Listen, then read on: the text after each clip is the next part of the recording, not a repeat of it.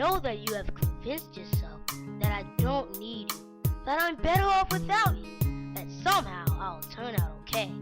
You're wrong, and nothing could be further from the truth. I might turn out okay, and I might not. I'd rather take my chances with you in my life than to risk how I might turn out without you. I want you, and I need you in my life. Don't leave me out here to figure it all out alone. It's not too late. It's never too late. It's never too late to be a father to your son. Hello and welcome to NDC Today. I'm your host, Krista Branton, and guess where we are? We are hanging out down here at the Washington Convention Center here in Washington, D.C. at the 49th Annual Congressional Black Caucus Legislative Conference. More to come. Stay tuned. I have a lot of amazing people that I'm going to interview. All right? Be right back. What are you going to do after high school? I don't know, just hang out, I guess. Hang out?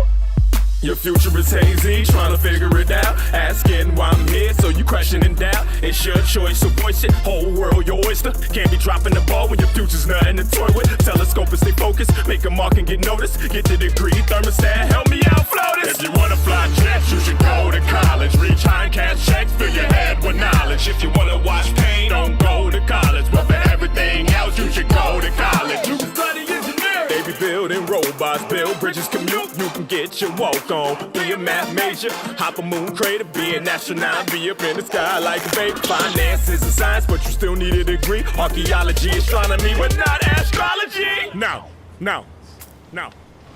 Flotus on the track. Southside Chicago, we all know we had to do overtime every night to make it tomorrow. And everyone could really make their dream true. Hey kid, listening in Michigan, that could be you. But a dream is just a dream unless you go hard. Einstein put it in time, here's a flow chart. Naturally it won't happen magically, but you can change fantasy into reality so dramatically. If you wanna fight crime, you should go to college. If you wanna write rhymes, fill your head with knowledge. If you wanna stare at grass, don't go to college. But for everything else, you should go to college. Better make room. We coming. We're applying. That paper is not getting thrown in the garbage. You go to college.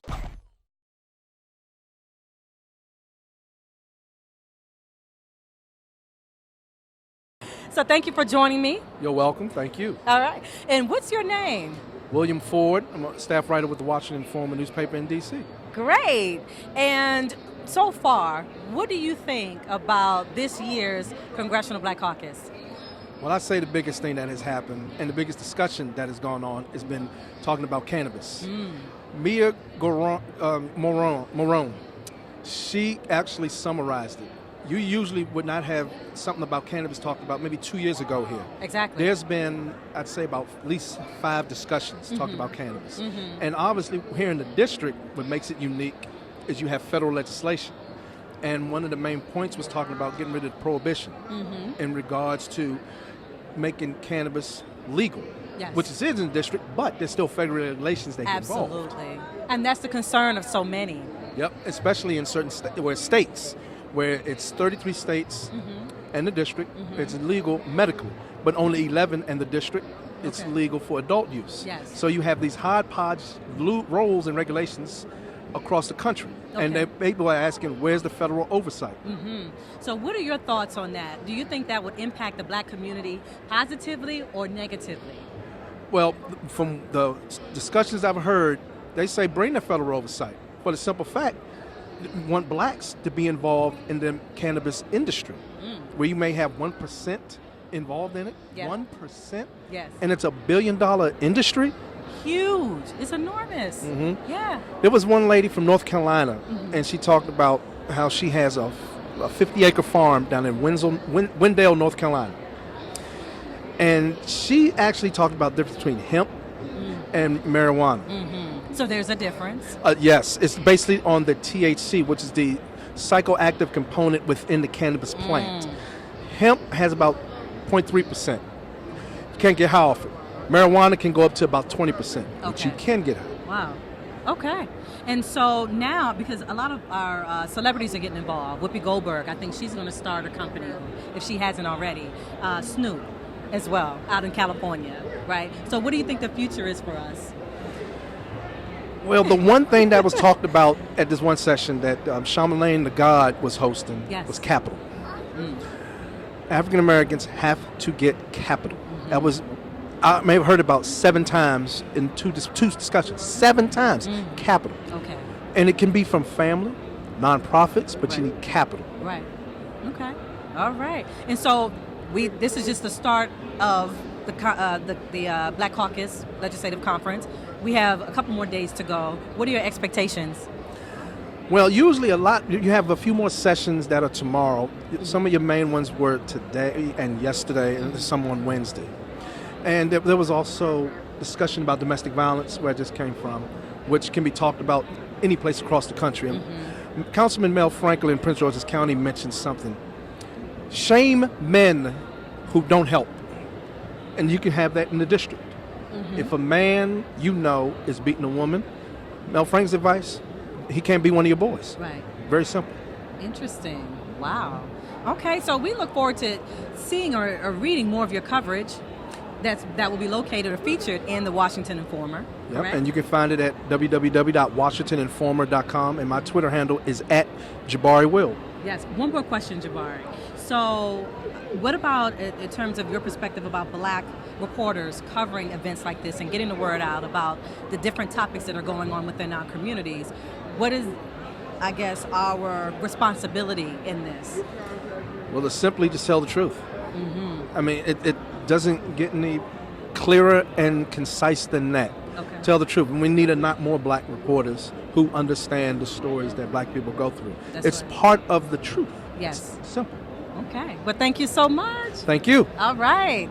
All right, everybody. We'll be right back. So what's the issue? Did I say there was an issue? Because you keep looking at me. That's and I have 2 eyes and I can look where I want. No, you can't. Yes, I can. Hold up. Would this happen with Black knowledge? Let's take a look. Martin Luther King Jr. once said, "I look to a day when people will not be judged by the color of their skin, but by the content of their character." Why are so many of us quick to use skin color as a tool of shame and division? We are all different colors under the same human family. You never know what could be learned from the next person if you base your actions on prejudice.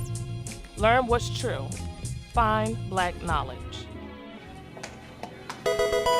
Hey girl, Hey. you're in my journalism class, right? Yeah. You got an A on the last test? How did you do it? Because I am struggling.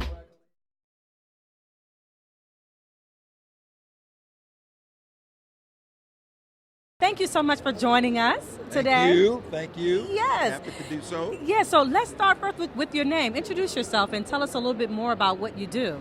I'm Edgar Brookins, and I give full release to use this video in any capacity. That's a plus, okay? But you hear that, guys? In any capacity. But I'm the general manager of the Washington office of the Afro-American newspaper. Wow. And we're here doing our annual coverage as a media partner with the CBCF to spread the good news and to tell the good news of what our people are doing. Wonderful. So let's talk about the good news and why it's so important that we share it from our perspective.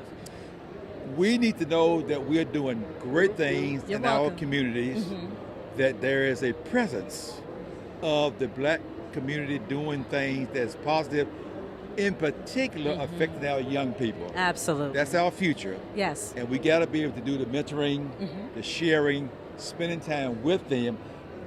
Let me say that last week I went over to the Theart, and they have a school It's a there, beautiful facility, by the way. Washington Girl School for the Girls. Yes. I was utterly surprised and amazed at the discipline, the courtesy. I left there on a high. Okay. Because those young ladies were very impressive. So our purpose is to cover the good news story. Sometimes we got to carry the other stuff too. Absolutely. Because there's news affecting our community. But for 127 years, wow, the Afro has been doing what it does. Amen. Our mission stays the same. It stays the same. You guys are still going strong. Going strong. And we want to encourage people to visit you online as well for the digital stories. Digital stories that are there. Yes. Afro.com. And so let me ask you this too. Why is it so important that we have even a presence of Black journalists right now in the year 2019? Yeah. With all the things that are happening now in our community at large on a national level, we need folks of color to tell the accurate story of who we are, what we're doing, how we do it, and why. We have an insight beyond what other folks have, and we can only tell it the way we tell it. That's right. That needs to be told. That's going to connect with the local community. That's right. So you got to do it. It's like what you guys are doing. You all are telling what's happening in the D.C. community. From our perspective. From your perspective, that has to be done. Okay. Yeah. And so one last question, just wrapping up. What is in the future for the Afro? What's to come in the next 5 to 10 years? Well, our big focus now is to further expand our digital footprint. Okay. Not just locally, not just national, but we're using the word global to push it out there in all directions around the globe, telling the good news, the good stories of what we're doing, and we're just so pleased that we still have the mechanism to do it, to do so, and that we get that kind of support from our community that allows us to do so. And exercise our First Amendment rights. Yes. No question about it. Excellent. No Absolutely. question. No But question. thank you. It's been a pleasure. Oh, thank you for inviting me to come over. Absolutely. I surely appreciate it for sure. Yes. So we'll definitely keep in touch. Please. All right. Absolutely. Thank you All so right, much. then. See All you right, later. Bye-bye. Bye-bye. Okay, guys, we'll be right back. I have more guests here. We're down here at the convention center. Don't go anywhere. Stay tuned. Education is important because with it, we have the power to change minds. We declare our right on this earth to be a man, to be a human being. Education is important because it is the stepping stone to accomplishing your aspiration, goals, as well as dreams.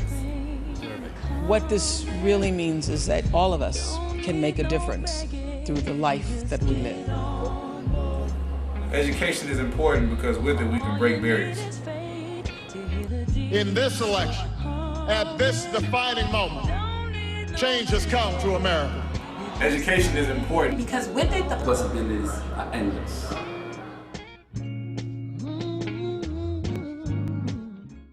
So, hey, Terrence. How are you? Welcome back to NDC Today. Absolutely. Thank you for having me. Yeah, so let's remind the audience about your accomplishments and what we discussed last time. Absolutely. So we here at the HBCU Museum, we chronicle the legendary stories and legacies of yesterday, today, and tomorrow. We want to make sure in our transitional steps and transaction today for the betterment and greatness of tomorrow that we chronicle HBCUs in a heightened light with awareness and greatness. Awesome. Yeah.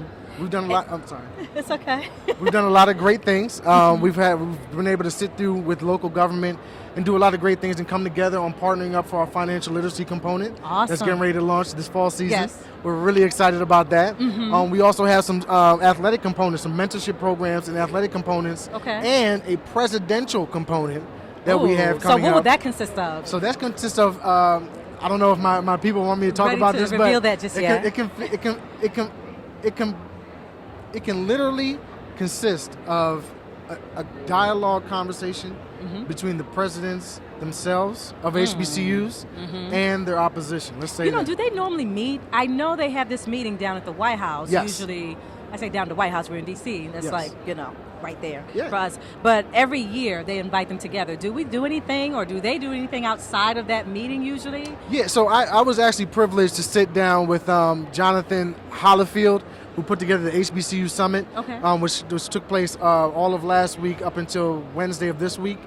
Fantastic organized, well-organized event, along with the CBC here. Absolutely. But it was Jonathan Hollifield is actually the White House Initiative Director for HBCUs and governance around Black colleges and universities. And so he's fantastic spokesman to talk about. Okay. And I think he's going to do a lot of great opportunities that are going to put, I think, not only the presidents in a heightened light, But the universities, the schools themselves. Exactly. Okay. Exactly. And I wanted to ask you, have you guys collected any additional artifacts? Oh, yeah. That was something I was absolutely. I was intrigued about that. So what are some of the new items that you guys have? Can you reveal that? So we have not only we have every yearbook now from every HBCU since inception.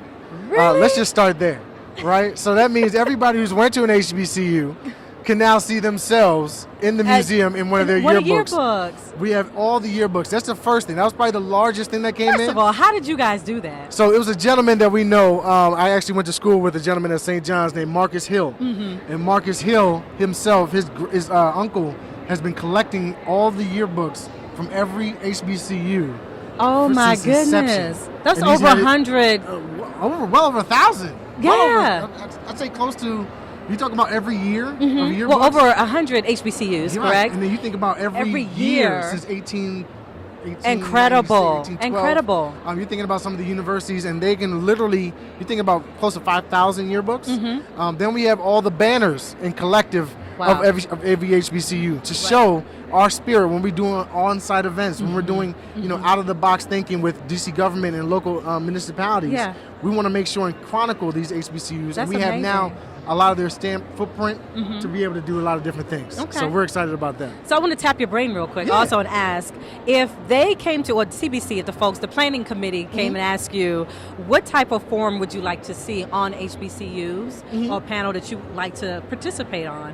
What would be that panel? What would you like to discuss? For me, it's all about education and entertainment. I believe our style and culture as African Americans, I think our style and culture is what perseveres our culture into the corporate America. Yeah. It would push us through and drive us through. Not only the know-how and the smarts of how to actually institute these processes, which is the educational platform, but the entertainment platform of what we're born with. Yes. Knowing how to, know how to be on beat in certain things if we're listening to music, knowing how to deal with art if we're looking at the cultures of sculpturing or actually painting. Awesome. How does our style and culture really persevere through those avenues, and that's really what is really so exceptional Wow. for me. So as we wrap this up, what can we expect to see within the next 5 years or so? Because you guys have accomplished so much. Yeah, so in the next 5 years of our roadmap, we plan on launching not only our HBCU financial literacy component, we want to make sure and have our scholarship program kicked off. We want to give back to students in a high way, but also the biggest thing and the biggest process of our phase 2 is to make sure that we're returning revenues to the alumni. And the biggest thing why I stress on that, and I've talked about in several symposiums and seminars here at the CBC, is that we have to return value to our alumni who've gone on, believed in the process of higher education. That's interesting. We need to return revenues to them so they can reduce their student tuition debt. Okay. Because the staggering data, and I'm a banking guy. Yes. So data is always in my wheelhouse. Yes. But the data is that 90% of African Americans who've gone on to achieve higher education All right, guys, so over we're the down ages here of at the 65 years and Washington older Convention Center are still here in the paying District of student Columbia. tuition debt. Very true. much So going educating on the today. alum Exactly. and supporting the alum. They're educated. So we've They captured a went lot. through the We've process, talked to a but lot of just politicians, supporting them. community Giving them leaders, an fashionistas. avenue of entrepreneurship But where they can return it's revenues best that you see and it, help so reduce their own take a personal look. debt. I think that's the So biggest we thing that I'm actually, excited we about. have to bring you back. Please. We promised to do that anyway. I'm excited but to do it We anytime. want to bring your family back. And want to Exactly. bring you back Yeah. to the studio so we can talk more Fantastic. about what you guys have been able to accomplish. I'll go in depth. Absolutely. Yes, absolutely. Yeah. But thank you for joining me, Thank you Terrence. so much for having me. All right, I thank appreciate you so it. You're much. awesome. You're Always a awesome. great Thank figure you. in DC. I love it. Thank you. Yes, All and right, for appreciate HBCUs. it. Yes. All Thank right. you. Thank you. All right, guys, so we're down here at the Walter E. Washington Convention Center here in the District of Columbia. We have so much going on today. I mean, I can't even put into words. So we've captured a lot. We've talked to a lot of politicians, community leaders, fashionistas, but it's best that you see it. So take a look.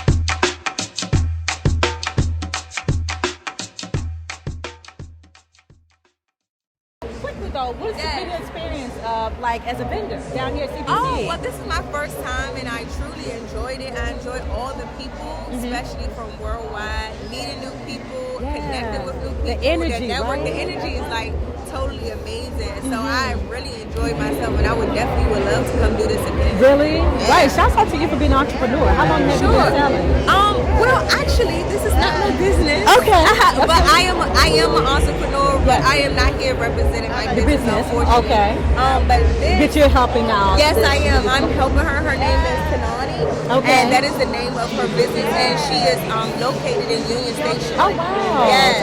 So show us again. So this outfit, the pants actually comes with it, or you No, I put it together. I'm a creative director. I'm a wardrobe stylist. So I just put something together because yesterday I just had on like my regular attire. thing. And, then today she was like, so I came in, I did that, and okay. this is it. So let me ask you this: how important is fashion during CBC? Very important. I mean, as each aisle that I'm walking down, when I say these kings are queens coming through, they are coming through. Really? They are not playing. Yes, and I feel like your presentation is everything. And that's the first thing you get. Like before I knew that you were maybe doing this, I just saw a beautiful woman, and it just goes. You should be in front of a camera. Oh, wow. It works. Yes. So for those who couldn't make it this year, they better come next year. What's some advice that you would have for next year in terms of fashion? What are the top 5 things? Let's give the viewers 5. Be loud. Be fabulous. Okay. Be anything. Headpieces. Be original, authentic, and just come as you are. Have a good time. Have a wonderful time. Everybody here has something to represent, something to give, and something to bring. That's right. So it's really, really dope. It's really dope. Awesome. So your name one more time. I'm Tiara Shanova. Yes. Amazing style down here at CBC. So thank you so much. Thank you so much. It was so impromptu. Yeah. Like the vibe, the positivity. It's amazing, the energy. It's amazing. No place like it. It's no place like it. Thank you, Queen. Enjoy the rest of your evening. You too. Okay. All right. No problem. All right. See, told you. We're not making this up. Impromptu.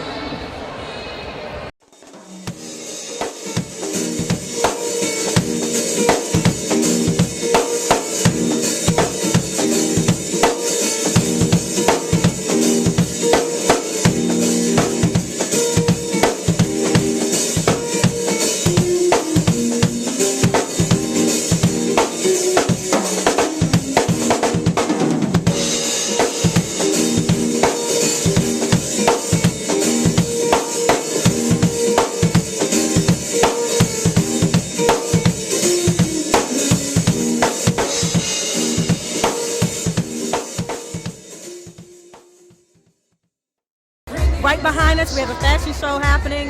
We had some phenomenal interviews. I mean, talk about networking connections. We have so much to share with you. So I'm excited. I hope you are too. We'll be right back. All right.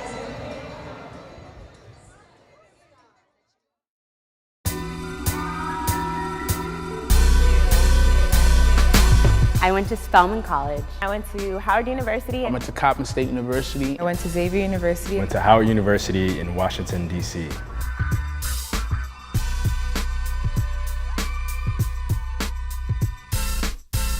I grew up in a predominantly white neighborhood my whole life. I was always like 1 out of 3 black people in every class. I didn't really love me because I was comparing myself to the girls around me. Well, my high school counselor told me I wasn't smart enough to go to college.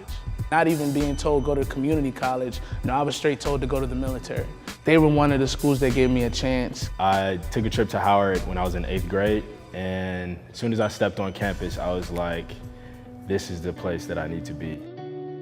My favorite thing about going to an HBCU, it was so many beautiful black faces. I've never seen that many black faces that were all beautiful and unique in their own right. You had sisters there, you had brothers there, people who felt like your cousins, and teachers and professors who felt like your mom and your dad. And there are so many different nationalities and so many different ethnicities that make it what it is. It was just so nice to be around other little black girls, and we were like this big black girl cohort of like 500 students just being amazing and doing all these amazing things, and it was something that I had never seen before. I never thought that I would be around different people from different places and we would all still connect in the same way. I had a friend who was a black, gay, conservative Republican, and I would have never had that experience anywhere else. It's all just a big, loving, melting pot of people. It's the history and the foundation that you learn, not only as a person, but as the African American community itself. You're so enriched with knowledge. I think I learned everything about myself and about my history and my past from going to an HBCU, and I don't think I could have gotten that at a PWI. I think that if you can succeed in that environment, then you can succeed in any environment. I love my HBCU because we hold each other down. We are a big family. I love my HBCU strictly because of the community. I love my HBCU because of the sisterhood. There's no other place where I can go and look around and see all of these beautiful, wonderful black women doing all of these amazing things. I love my HBCU because it is the Mecca. I love the culture, I love the history, I love the people. I learned to love me.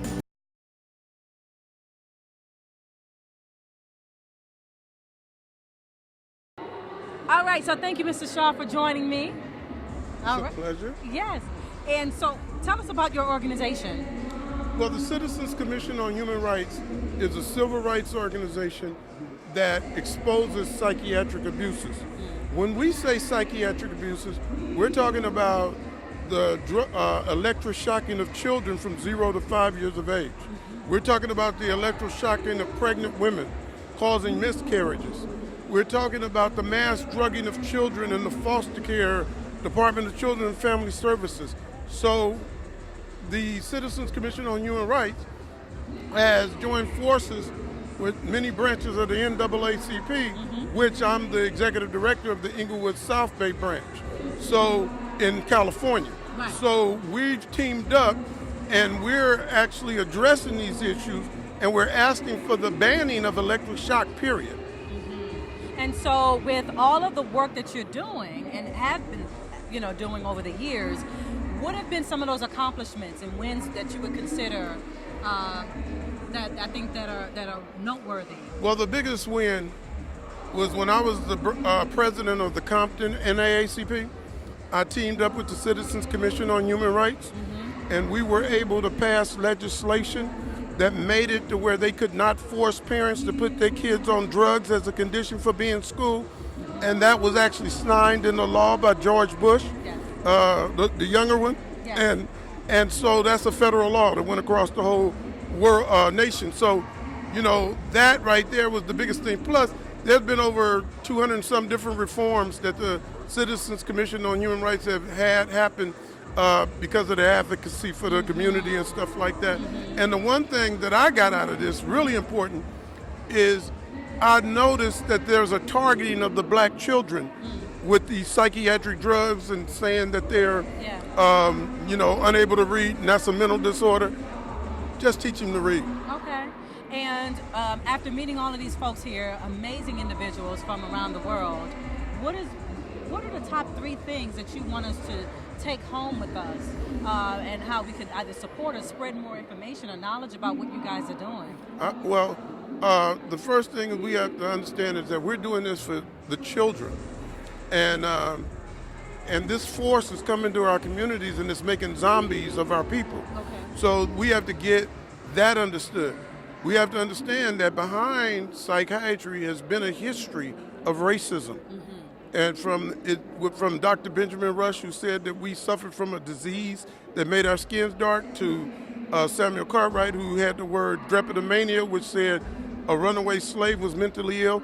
So, there's a history of this, and now they come to our community and say, oh, we want to remove the stigma. Right. But it was never a stigma in our community in the first place. When our uncle was sick or something, he was in the back room, the oldest child stayed with him. Everybody in the family knew, everybody in the neighborhood knew. So when you come in with these campaigns of marketing to brainwash us into believing that, we don't get enough of our mental health, we already know your history. Right. And now, CBC is a powerful platform, I think, to share information. And what is it that you want folks to take away from meeting you guys here at the Congressional Black Caucus Legislative Conference? The one thing I want taken away from here is we have to raise our children. We have to handle our children. When I was a child, that was way before you came around. When I was a child, our parents had the cure for ADHD and all that kind of stuff. You might not know about that, but we didn't have these things going on. But their methods were far more sane than electroshocking children. Their methods were far better for us than giving us drugs that could cause suicide and homicide. So, you know, yeah, some parents went overboard, but most of us survived and came out okay. So, you know, so I want us to get back to our sense of family. I want us to get back to taking care of our children. Empowering our community. Empowering the community. Fathers get back in the homes. Okay, a lot of these things happen when there's splits in the family and stuff. So we need to address these issues more seriously and come from within ourselves and go back to believing in the spirit of man. Yes. That's what we need to do. Well, thank you, Reverend. Well, thank you. That was a sermon. All righty. So I appreciate you even committing your time and coming down here, spending days with us at the Congressional Black Caucus, and we look forward to hearing more because it is a serious topic, and more people need to be aware of what's happening. So. And when I come down to, in case there are people who want to challenge this theory, then I can take all of them on. So I'm not scared. Dr. So-and-so coming here. I've debated people from Morehouse University to UC Irvine, Harvard professors, and I got the same record as Mayweather. That's right. So I'm not worried about that at all. That's right. Well, thank you so well, much. Thank you so much for this conversation, thank dialogue, and keep up the great work. Sir. I appreciate you. All right. All right. Thank you, Hilton, for saying yes. Yes. So, all right, let's jump in. What's happening with your business right now, and when did it start? Well, this is BlurredCon, which is short for the Black Nerd Convention. A Blurred is, like I said, a black nerd. We've never had a real convention to ourselves that was full service, active. Right. Video games, anime, cosplay, board games, music, and everything. Yes. So this is our convention. It's at the Hyatt Crystal City. It's on its year 4. It's been really, really successful. We're really proud of it. And you have a huge following, I'm sure. Well, we're getting up there. Our social media is doing its thing, and the convention is definitely growing. And, for us having a 4-year event that is growing here in D.C. has just been such a blessing. Amazing. And so talk a little bit about some of your followers. Tell us about, who are some of these followers? Well, if you think about cosplayers, so cosplay is the amalgam of costume and role playing. So it's a little different from Halloween. Okay. So people pick a character that they feel connected to. They dress up like them. They talk, walk, and act like them for a period of time that they're wearing the costume. So cosplayers are everywhere. And those are some of our biggest followers. They're some of our most ardent supporters. So think about all those kids that play video games. Right. And adults. And adults. That's right. Kids, big kids, little kids, old kids, young kids. Right. They're there. Comic book lovers, comic book writers, yeah, comic book artists.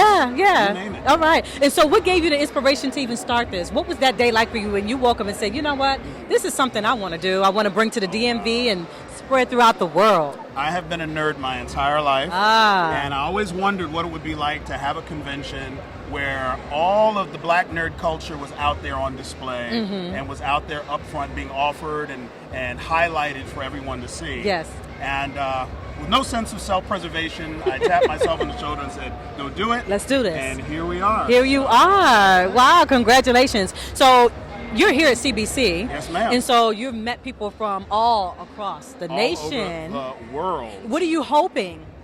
Now, having met all these folks, this is your first year at Congressional Black Caucus. What are the next steps?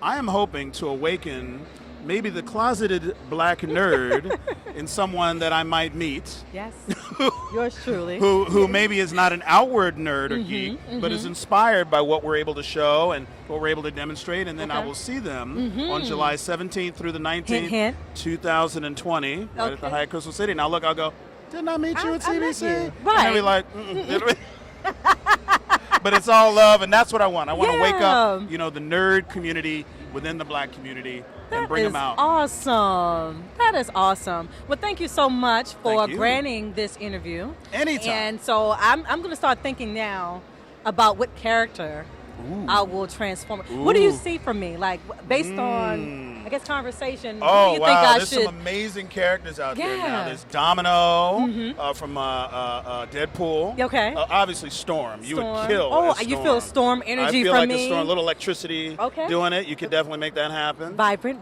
You know, maybe some for anime. Maybe one of the characters from Dragon Ball Z. Okay. You know, so you just pick a cartoon, make it happen. And just make it happen? You can make it happen. Thank you for your vote of confidence. I appreciate that. I feel the nerd. Do you? It happens. Yes, it happens. Well, thank you so much. Thank you. Thank you, Hilton. Anytime. All right.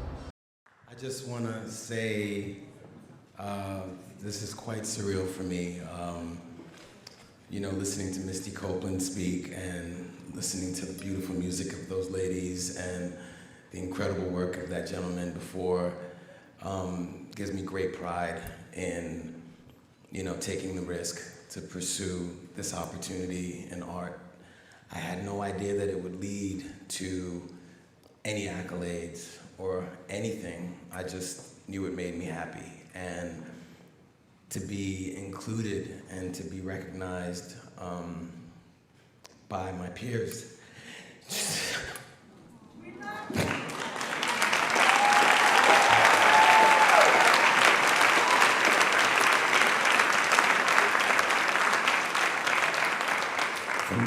Most of my life, you don't really feel black enough or anything enough, you know? Especially being West Indian, Haitian mother, Puerto Rican father, born in Brooklyn. But all you know is 98.7 KISS, WBLS, hip hop. And you're pretty much all of it. You're all of it. And I feel like in some ways, I guess my journey is to sort of express to all of us, no matter what the variations of our Africanness is, that we are black and we are beautiful and we are all one.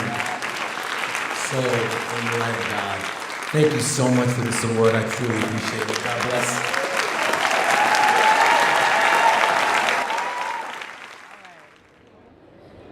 Okay, everybody, we're still here at the Washington Convention Center in Washington, D.C., and I have Mr. Adams here, and I'm going to talk a little bit about his experiences during this conference. So let's start with, what are your thoughts so far? I think that at the end of the day, we have to do less talk and more walk.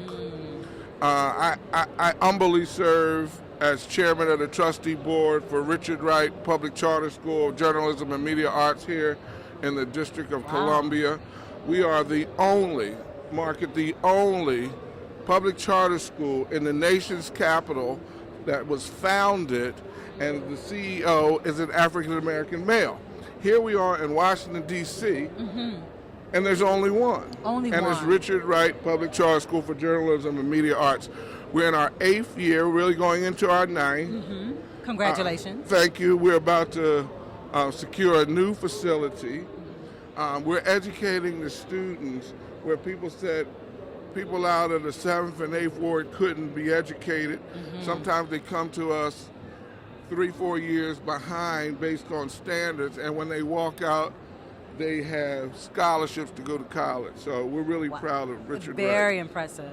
So tell us about the kids that attend that school and some of the projects that they've worked on. Well, it's amazing because they've learned not to just be in front of the camera, but behind the camera. They've learned the production side, the recording side, the camera side, the audio, video, it's amazing. And every year at our gala, and I invite you to our gala. Thank you.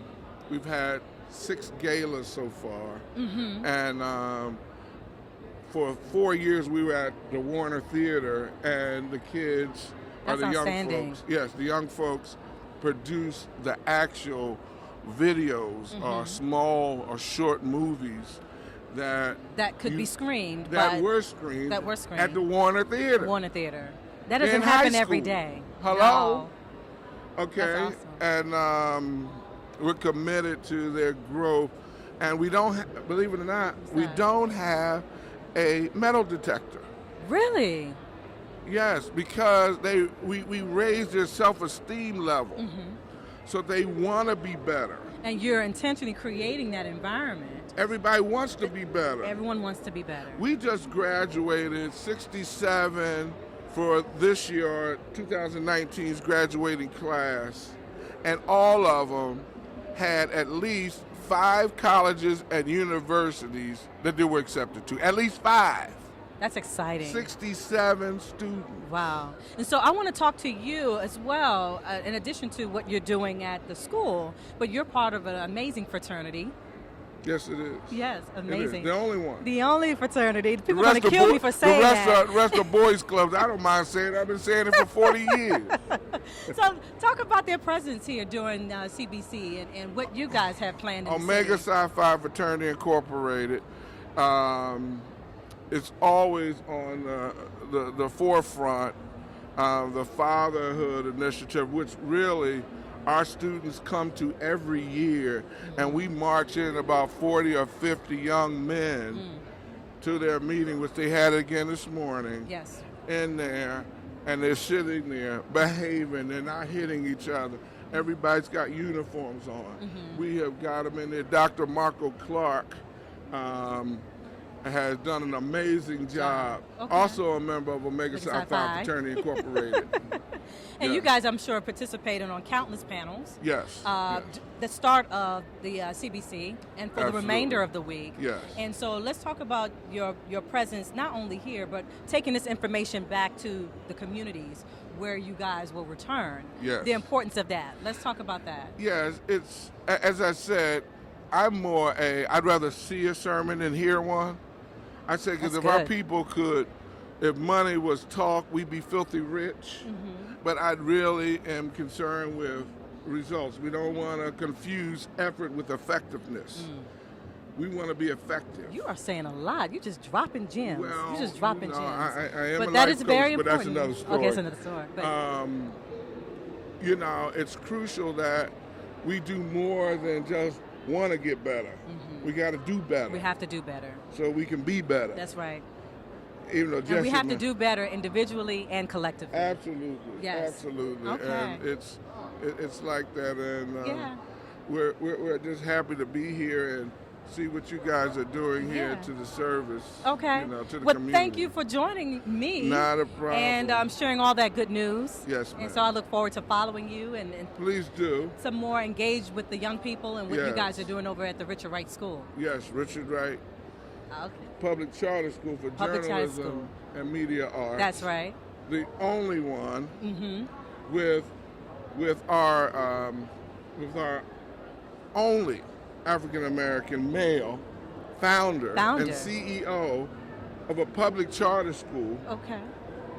In the nation's capital. And if you can do me a favor and introduce me to him, because I would love to invite him on, and so we can talk to him and feature him on NDC Today. We'd like to have you guys come to our gala and set up. Okay. And then be a part of that. That would be great. Thank you so much. It was nice meeting you. God bless you real good. Thank you so much. Real good. All right, guys. Thank you. Stay tuned.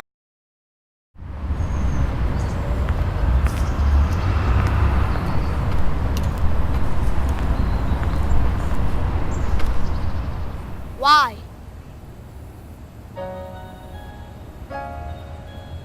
Why? Why are you following me? Why my hoodie make me look suspicious? Why does my music make me dangerous? Why are people that are supposed to protect me attacking me? Why are you afraid of me? Why do you think I'm dangerous? Why do I afraid of people who are supposed to protect me? Why can't I make a peace sign without you labeling the gang sign? Why does standing your ground only work when I'm on the ground? Why do you show this photo over this one? Why do you only stop and frisk me? Why do you have low expectations for me? Why can't I run down the street without causing alarms? Why do you think I'm a thug?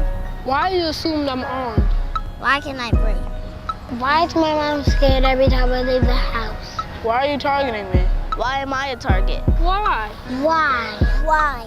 I know why. And it has to stop. It must stop. Because I have dreams. Because I can change the world. Because I will make a difference. Because I have a family. Because I am strong. Because I'm talented. I have a voice. I can find a cure. I have goals. I can lead the country. I am determined. I have a future. Because I'm a scholar. I am powerful. I'm someone's friend. I'm someone's brother. I'm someone's son. Someone loves me. And because my life matters too. My life matters. My life matters. My life matters. My life matters. My life matters. All lives matter.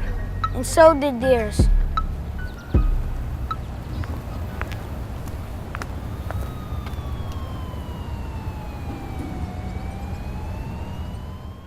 All right, thank you so much, Monica Hedgepath, for joining me. Thank you for having me. Yes. And so you're with Blacks in Government, also known as BIG. Talk to me about the importance of BIG and the involvement of many of our residents or our government workers here in the district in BIG. Okay.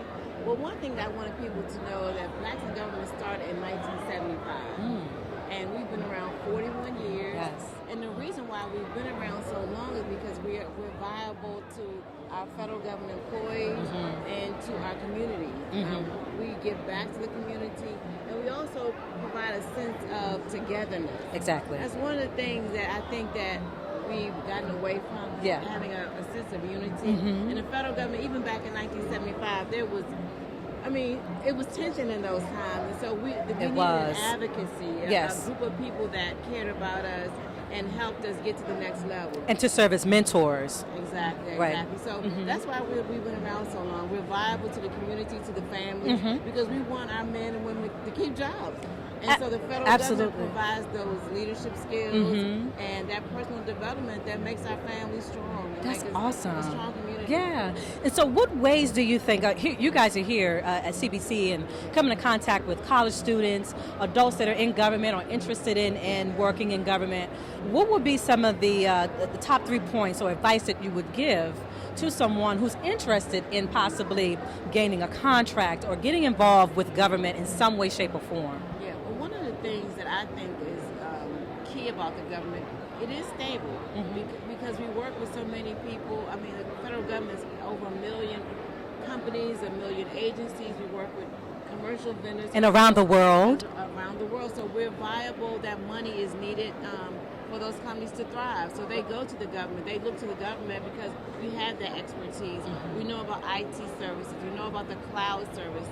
And we're providing even security now. Security is a big thing. It is huge. So go into the field of what's really needed out there, and it can make a really big difference. I have been excited about the kids coming to my booth. Really? It's been so many young children graduating college, just going in. Just excited. They've been excited. And I'm like, what can I do? I'm trying to get involved because I've already graduated 4 college students. They've already graduated. Congratulations. I'm finally getting to the place I might see $1, some returns. Right.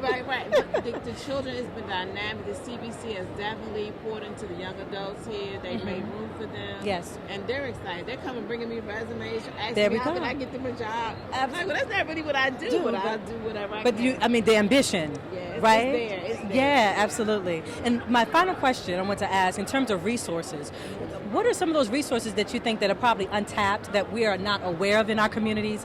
Many of the folks here that are attending CBC are from not just local individuals, but through the nation, around the world. What are some of those resources that we can tap into to help support our communities or churches, etc.? Workshops, maybe? Well, I think a lot of the commercial or the small businesses, they need that connection, that networking with the community so that their businesses can run. I think if we go to some of these small businesses, some of these young entrepreneurships, and talk about the marketing. We can provide marketing. It's a give and take relationship. Oh, that's amazing. So you all provide marketing to nonprofits and small businesses. Yes, even opportunity to showcase their platform where they may get their jump start. Come to Blacks in Government. We'll give you a critique. We'll give you opportunity to come before many people that can give you, and some positive feedback, some constructive criticism. Yes, ma'am. Right. So we're excited about BIG. I love BIG. I've been with BIG over 15 years. Wow. I'm the national membership chair for the entire organization. Okay. And also the president of my chapter here at GSA. Yes. Benjamin Banneker chapter. Yes. So we're excited about BIG, and hopefully maybe you can join BIG. Yeah, hopefully. Fingers are crossed. And if they want to find out more information, what's that website? Yeah, it's www.bignet.org. Okay. And you can find out all the information. There's a wealth of knowledge there, our mission, our goals, our strategic plan for the 5 years out, and my information is there if you want to join. So all check right, us out. thank you so much, Monica. Yes, I'm going to check them out, and they're going to check you out. So thank you for jojoining me. You're so welcome. Thank you for having me. You're welcome. Okay. All right. Okay, and I wish you much success. Thank you so much. You're welcome. Okay, well, thank you, Dr. Allen. How long have you been in radio?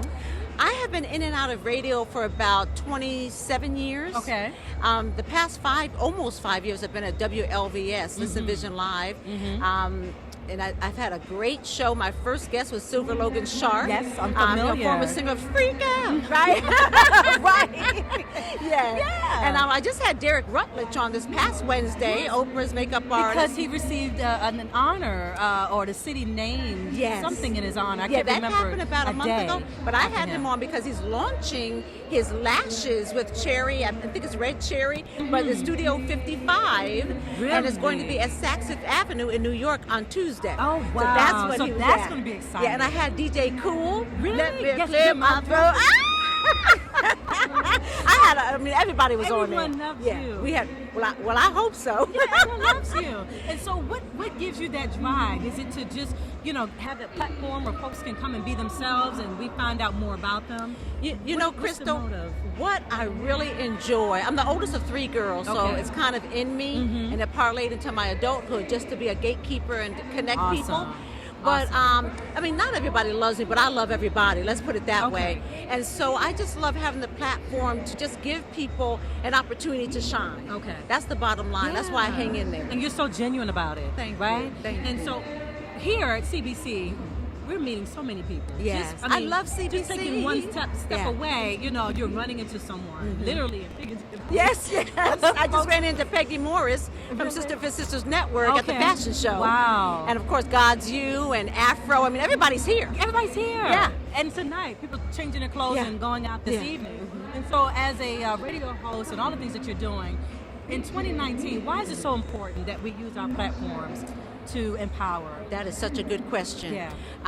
There's a lot going on Pennsylvania Avenue, and if people aren't aware of it, and if they're sleeping, they need to be woke, because we need to shine our platforms even more heavily now, not just for us now, I agree. for our children. Okay. Because they are going to have to deal with all this, foolishness later on. So I would say it's very important to shine because we all have talent.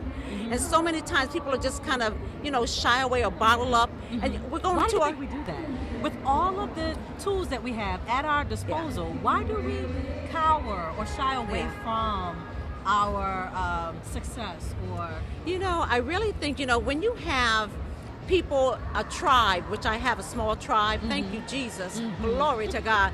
When you have a tribe, that's nice. When you don't have a tribe or someone cheering for you, you tend to bottle up. You don't have the confidence. And up until about my latter 20s, I was really, when I walked in a room, I didn't realize it then, but women didn't celebrate me. They didn't like my shine or my green eyes or whatever else was going on. And so I learned very quickly, and Dr. Dorothy Heights is the one that told me at a leadership forum downtown, she said, always let them know you're in the room. But my father was like that too. Really? We take our parents for granted. What ways and quick strategies, how can you do that? Yeah. What I would suggest to people is, first of all, talk to yourself in the mirror, give yourself affirmation. I'm beautiful. Yes. God made you. You don't have to look like the housewives or look like this.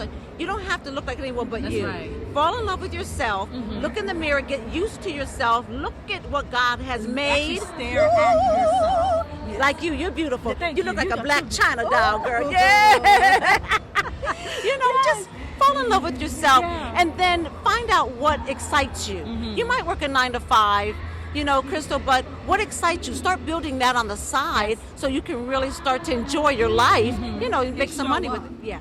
In an authentic way. Yeah. And so, and two, I want to ask you, what are the plans for your show? What do you have brewing? 2020 is almost here, so what can we, anticipate from you? Well, I'm very transparent, so I'll let you know. I almost had to give up the show for a little bit, but I hung in there. Awesome. And Jeremy Beaver, who is the owner of WLVS, helped me. Okay. Because I had some family matters, which I'm still in the restoration season right now. Okay. But I said, you can't stop and play dead because you're not dead. You're not 6 feet under. Yes. So I just every day wake up and keep it moving. Literally right now. I'm not talking about a testimony. I'm going through the test now, but you never even know it, right? No. Come on. Woo-hoo. Just walking by and seeing you, I would have never known that. You greeted me with a beautiful smile, warm, just energy, embraced me. I would have and never. Likewise. Thank well, you. you know our boy right here. You know when I saw Tony. Tony's my. We Tony's have amazing. a long story. He's Yeah. blushing. Yeah. Yeah. So next year, 2020, you're gonna press the metal. Well, the pedal Jeremy against the Beaver metal? is trying to press the metal for me, Okay. right? And so, because I have a lot of things I'm doing with my son and my family. So we're, maybe syndication, I'm not sure.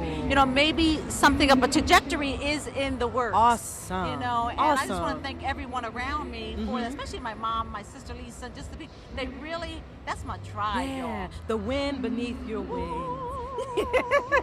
The wind beneath. So, and let me ask you this before we go. CBC has meant what to you this year so far? Well, in general, it just means pride. It means just love, loving Black people and all people. Empowering. Empowering, inspiring, educating, all that. You feel good. Yes. You just feel good. But let me tell you, this, I was walking up the escalator and I saw a HUR Mark and Allison. Let me tell you, this, what it means to me is people coming out, no matter what level you are in life, and really connecting and helping people to get to the next level. That's right. That's all it is. Okay. And I just give it CBC 2019. Come on now. And there's so much more to come. Yeah. And this was amazing talking to you. Likewise. We're going to remain connected. Yes. Okay? Yes. Bam. Boom. Boom. Dr. Renee Allen here with Crystal with DCTV. And we are with Mocha Ochoa, right? Did I say it right? And we want to know how this started and why tonight. Well, this started brainchild a long time ago, but because we thought that, authors are cool. And there's not a lot of opportunities. You get to just sit down, be intimate with an author, let them be intimate with you, get connection, all of that. So it's important. And in a little lounge setting, why not? Awesome. All right, so I take it from here. So I like to find out the behind the scenes, more the intimate discussions. And with your book coming out, what was your thoughts and even just coming up with the name? And you know what? Going inside the stories, going inside the songs and telling the story, those characters are real people. Yes. I wanted people to get an in-depth connection to the song. Like Charlene, they want to know more about Charlene, so I want to tell them a little bit more. And where it all started, back when I was little. And my team, actually Sharon Page, kind of said, you know what, it should be it's time for you to do something. Yeah. So it made sense, and the timing was right.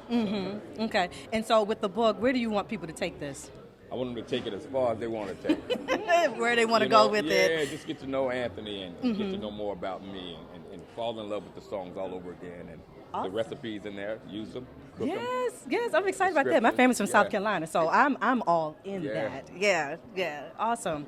And so I was going to say, moving forward, who would you like to read this book if you could select a person? Who would I like to read it? Yes. I think Oprah need to read it. Exactly. You hear that? Oprah, guys. Steve Harvey. Yes. Dave Chappelle. Look, put out in the atmosphere. Barack and Michelle while they're listening to Float. You know what I mean? And wiggling their toes and relaxing at the end of the day. This is awesome. Well, congratulations. Thank you. We're so proud of you. And thank you for just stopping through D.C., on your tour. You do? What do you love about D.C.? Tell the truth. So many of us in different shades and ethnicities, and it's just a beautiful melting pot for brown people and just people in general. Yes, and two, what's your hope for us moving into 2020? 2020 is almost here, so as we go forward.